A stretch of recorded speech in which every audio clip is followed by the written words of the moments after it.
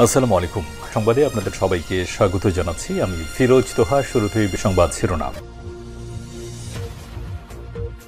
বাংলাদেশের সর্বশেষ গুরুত্বপূর্ণ আপডেট সংবাদে আপনাকে স্বাগত। শুরুতেই সংবাদ শিরোনাম, পরে বিস্তারিত। শুরুতেই জানাবো, ইউসিবিএল ব্যাংক থেকে ২,০০০ কোটি টাকা লুট করেছে সাবেক ভূমিমন্ত্রী সাইফুজ্জামান এবং তার পরিবার। ইউনাইটেড কমার্শিয়াল ব্যাংক ইউসিবির সাবেক পরিচালনা পর্ষদের কেন্দ্রীয় ভূমিকায় ছিলেন সাবেক ভূমিমন্ত্রী সাইফুজ্জামান চৌধুরী। বিদেশে তার অডেল সম্পত্তি। তিনি তার কর্তৃত্বকে কাজে লাগিয়ে তার স্ত্রীকে বানিয়েছিলেন ইউসিবি ব্যাংকের চেয়ারম্যান। অভিযোগ রয়েছে, রাজনৈতিক ক্ষমতা ব্যবহার করে ২০১৮ সালে সাইফুজ্জামান চৌধুরী ব্যাংকটির পূর্ববর্তী বোর্ড সদস্যদের পদত্যাগ করাতে বাধ্য করেন এবং নিজ পরিবার ও সহযোগীদের ইউসিবি বোর্ডে অন্তর্ভুক্ত করেন। এরপর তিনি ব্যাংকটি থেকে লুটপাট করে বিদেশে প্রচুর টাকা পাচার করেছেন এবং ৩৬০টির মতো বাড়ি করেছেন শুধুমাত্র যুক্তরাজ্যে। এছাড়াও তার সম্পদ রয়েছে কানাডা, দুবাই সহ বিশ্বের বিভিন্ন দেশে। এরপর জানাবো, ভারতে পাচারের সময় ১.৫ কোটি টাকা স্বর্ণের বারসহ যুবক গ্রেপ্তার। স্বর্ণ পাচারকারীদের মোটরসাইকেলের মিটার বক্সে মিলল ৯টি স্বর্ণের বার, যার ওজন ১ কেজি ১৭৮ গ্রাম। চুয়াডাঙ্গা দর্শনায় ৯টি স্বর্ণের বারসহ ওই পাচারকারীকে আটক করেছে বিজিবি। জানিয়ে দিব, ভারত শেখ হাসিনাকে নিয়ে হজম করতে পারছে না বললেন দুলু। বিএনপির কেন্দ্রীয় নেতা ও সাবেক মন্ত্রী advocate M A Ruhul Kuddus Talukdar Dulu বলেছেন, ভারত শেখ হাসিনাকে নিয়ে হজম করতে পারছে না। তার গন্ধে ভারত তাকে ফেলতেও পারছে না, গিলতেও পারছে না। জানাবো, দলের কিছু নেতাকর্মীর কার্যক্রম মানুষ আর পছন্দ করছে না বললেন তারেক রহমান। জনগণের ইচ্ছা অনুযায়ী আচরণ করতে নেতাকর্মীদের আহ্বান জানিয়েছেন বিএনপির ভারপ্রাপ্ত চেয়ারম্যান তারেক রহমান। এদিকে দামেস্কে ইরানি দূতাবাসে ব্যাপক হামলা ভাঙচুর। বিদ্রোহীদের ক্রমাগত আক্রমণের ফলে ইরান সমর্থিত সিরিয়ার প্রেসিডেন্ট বাশার আল আসাদের পতনের পর সিরিয়ার রাজধানী দামেস্কে ইরানি দূতাবাসের একদল বন্দুকধারী হামলা চালিয়েছে। আজ আসাদ সরকার পালিয়ে যাওয়ার পরপরই এই হামলার ঘটনা ঘটে। তবে কারাই হামলা চালিয়েছে তা স্পষ্ট করা যায়নি। ইরানের রাষ্ট্রীয় টেলিভিশনের এক প্রতিবেদনে সব তথ্য জানানো হয়েছে, খবর রয়টার্সের। এবং সর্বশেষ জানাবো, বিধ্বস্ত হয়েছে আসাদকে বহনকারী বিমান। ২ যুগ ধরে সিরিয়ার সিংহাসনে গেড়ে বসেছিলেন প্রেসিডেন্ট বাশার আল আসাদ, কিন্তু বিদ্রোহীদের অভ্যুত্থানের মুখে পতন ঘটে এই স্বৈরাশাসকের। দীর্ঘ ২৪ বছর ক্ষমতায় থাকার পর তিনি ক্ষমতা ছেড়ে দেশ থেকে পালিয়ে যেতে বাধ্য হলেন। আসাদকে বহনকারী উড়োজাহাজটির সর্বশেষ কোথায় গিয়ে পৌঁছেছে সে বিষয়ে এখনও কোনো তথ্য পাওয়া যায়নি। অনেকেই মনে করছেন তাকে বহনকারী উড়োজাহাজটি হয়তো বিধ্বস্ত হয়েছে কিংবা অজানা কোনো গন্তব্যে গেছে, সেটি এখনও স্পষ্ট করতে পারেনি কেউ। এজন্য অনেকেই মনে করছে জাহাজটি বিধ্বস্ত হয়ে আসাদ মারা গিয়েছে। প্রিয় দর্শক, এতক্ষণ শুনছিলেন সংবাদ শিরোনাম, এবারে বিস্তারিত। তবে তার আগে বন্ধুরা, অনুরোধ থাকবে এই সংবাদটিতে একটি লাইক দিন। এই চ্যানেলে আপনি নতুন হয়ে থাকলে আমাদের সংবাদটি দেখতে দেখতে চ্যানেলটি সাবস্ক্রাইব করে রাখুন। কমেন্ট করে বন্ধুরা আপনার মূল্যবান মতামত জানিয়ে দিন আপনি বিশ্বের কোন দেশ থেকে বা বাংলাদেশের কোন স্থান থেকে আমাদের সংবাদটি দেখছেন এবং শুনছেন। এবারে বিস্তারিত। ইউসিবিএল ব্যাংক থেকে ২,০০০ কোটি টাকা লুট করেছে সাবেক ভূমিমন্ত্রী সাইফুজ্জামান এবং তার পরিবার। সাবেক ভূমিমন্ত্রী সাইফুজ্জামান চৌধুরী বিদেশে অডেল সম্পত্তির প্রতিবেদন হয়েছে আন্তর্জাতিক গণমাধ্যমে। রাজনৈতিক পরিচয়ের পাশাপাশি ইউনাইটেড কমার্শিয়াল ব্যাংকের চেয়ারম্যান ছিলেন তিনি। অভিযোগ রয়েছে, রাজনৈতিক ক্ষমতা ব্যবহার করে ২০১৮ সালে সাইফুজ্জামান চৌধুরী ব্যাংকটির পূর্ববর্তী বোর্ড সদস্যদের পদত্যাগ করতে বাধ্য করেন এবং নিজ পরিবার ও সহযোগীদের ইউসিবি বোর্ডে অন্তর্ভুক্ত করেন। স্ত্রী রুকমিলা জামানকে চেয়ারম্যান এবং ভাই আনিসুজ্জামানকে নির্বাহী কমিটির প্রধান নিযুক্ত করেছিলেন সাইফুজ্জামান। ৫ই আগস্টের পর সবকিছু ছেড়ে পালিয়ে যান সাইফুজ্জামান এবং তার পরিবার।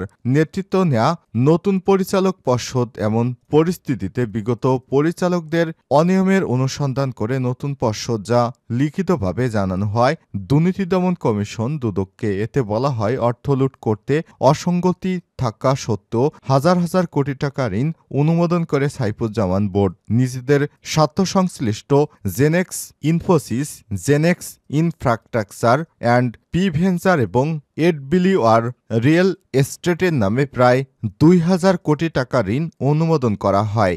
ব্যবস্থাপনা পর্যায়ে সুপারিশ নীতিমালা লঙ্ঘন করে এই ঋণগুলো অনুমোদন করা হয়েছে, যা দ্রুত সময়ের মধ্যেই খেলাপিতে রূপান্তরিত নিবে বলে আশা প্রকাশ করা হয়েছে।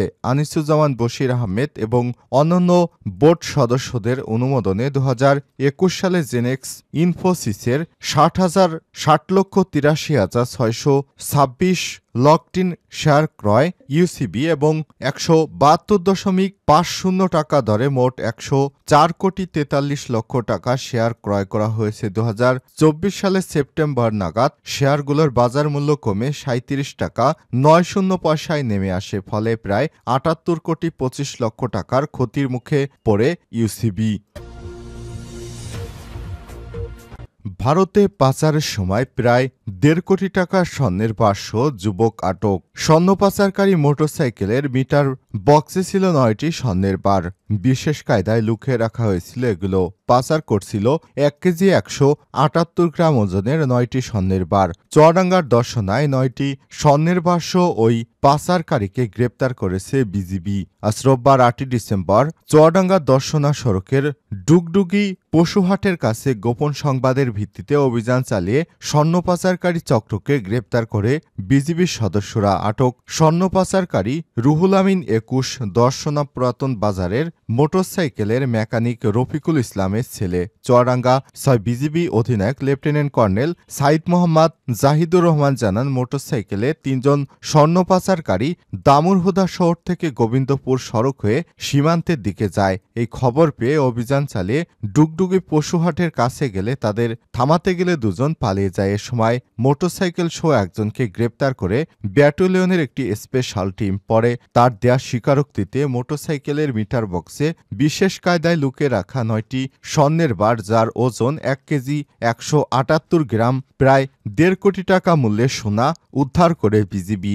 আটক স্বর্ণ চোরাচালানকারীকে দর্শনা থানায় সোপর্দ করা হয়েছে। তার বিরুদ্ধে মামলা দায়ের করা হয়েছে। সোনা উদ্ধার করার পর বারগুলো ট্রেজারিতে জমা দেওয়া হয়েছে। এছাড়াও একই দিন মেহেরপুরের মুজিবনগর এবং নাজিরকোনা বিওপি সদস্য অভিযান চালিয়ে বিপুল পরিমাণ ভারতীয় শাড়ি, 3 পিস ও চাদর উদ্ধার করেছে।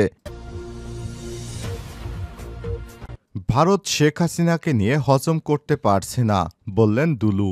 বিএনপির কেন্দ্রীয় নেতা ও সাবেক মন্ত্রী advocate M A Ruhul Kuddus Talukdar Dulu বলেছেন, ভারত শেখ হাসিনাকে নিয়ে হজম করতে পারছে না। তার গন্ধ ভারত তাকে ফেলতেও পারছে না, রুখতেও পারছে না, ফেলতেও পারছে না। রোববার ৮ই ডিসেম্বর বিকেলে বড়াইগ্রাম উপজেলা মহিলা কলেজ মাঠে জোনাইল ইউনিয়ন বিএনপির আয়োজনে বিশাল জনসভায় প্রধান অতিথির বক্তব্যে তিনি এসব কথা বলেন। তিনি আরো বলেন, মাথা থেকে আওয়ামী লীগের ভূত ঝেড়ে ফেলে দেন। ১৫.৫ বছর ফ্যাসিবাদ শেখ হাসিনা যে অন্যায় অত্যাচার নির্যাতন করেছে, যার কারণে এদেশ ছেড়ে চোরের মতো ভারতে পালিয়ে যেতে বাধ্য হয়েছে। এখন ভারত থেকে দেশ নিয়ে ষড়যন্ত্র করছে হাসিনা। যে নেত্রী নিজ দলের নেতাকর্মীদের কথা না ভেবে স্বার্থপরের মতো পালিয়ে যেতে পারে, তার মতো নেত্রী আপনাদের দরকার নেই। দেশের মানুষ আপনাদের আর চায় না। ৪২ বছরেও মানুষ চিন্তা করবে না আপনাদের নিয়ে। বিএনপি নেতা রুহুল কুদ্দুস তালুকদার দুলু আরও বলেন, এখন ভারতের মিডিয়া বাংলাদেশের মতো অরাজকতা সৃষ্টি করতে বাংলাদেশকে নিয়ে মিথ্যা সংবাদ প্রচার করছে। দুলু আরও বলেন, বিএনপিতে কোনো আওয়ামী লীগের দোসরদের স্থান নেই। যদি বিএনপির কোনো নেতাকর্মী তাদের দলের প্রবেশের চেষ্টা করে, তাহলে তাদের বিরুদ্ধে কঠোর ব্যবস্থা নেওয়া হবে। বিএনপির নাম ভাঙিয়ে চাঁদাবাজি অন্যায় করলে কাউকে ছাড় দেওয়া হবে না, তাদের জন্য কোনো ক্ষমা হবে না, তাদের বিচার করতে হবে। জনসভায় আরও বক্তব্য রাখেন গুরুদাসপুর উপজেলা বিএনপির সভাপতি আব্দুল আজিজ দুলুর সহধর্মিনী সাবিনা ইয়াসমিন, যুগ্ম আহ্বায়ক কাজী শাহ আলম, ফরহাদ আলী, দেওয়ান শাইন প্রমুখ।